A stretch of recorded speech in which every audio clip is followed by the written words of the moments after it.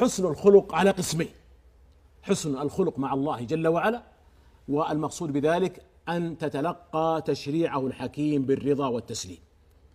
والثاني حسن الخلق مع الناس، وفسره بعض العلماء بأنه كف الأذى والصبر على الأذى وطلاقة الوجه وحسن الحديث.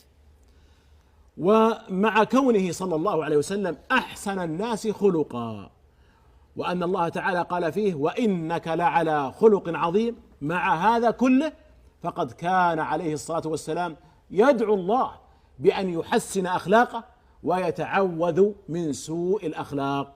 كل هذا يدل على الشأن العظيم للأخلاق، وهي عنوان عريض في سيرته صلى الله عليه وسلم. وفي حديث عائشة رضي الله عنها قالت: كان صلى الله عليه وسلم يقول: اللهم كما أحسنت خلقي فأحسن خلقي. وكان عليه الصلاة والسلام يدعو فيقول: اللهم إني أعوذ بك من الشقاق والنفاق وسوء الأخلاق. نود دكتور أن نقف مع أخلاق النبي صلى الله عليه وسلم في جوانب محددة من حياته عليه الصلاة والسلام. مثلا كيف كان النبي صلى الله عليه وسلم مع أهل بيته؟ كان عليه الصلاة والسلام سيرة عطرة مع أهل بيته، حتى قال: خيركم خيركم لأهله وأنا خيركم لأهلي.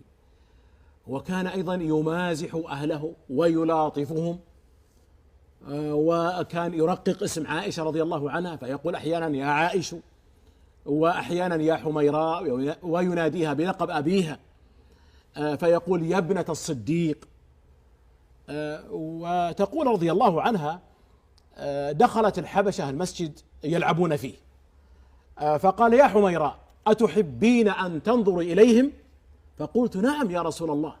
فقام بالباب وجئته فوضعت ذقني على عاتقه وأسندت وجهي إلى خده صلى الله عليه وسلم. وسئلت رضي الله عنها: ما كان النبي صلى الله عليه وسلم يصنع في بيته؟ قالت: كان يكون في مهنة أهله، فإذا حضرت الصلاة توضأ وخرج. وقالت أيضا رضي الله عنها: كان صلى الله عليه وسلم يخيط ثوبه ويخصف نعله في بيته صلى الله عليه وسلم.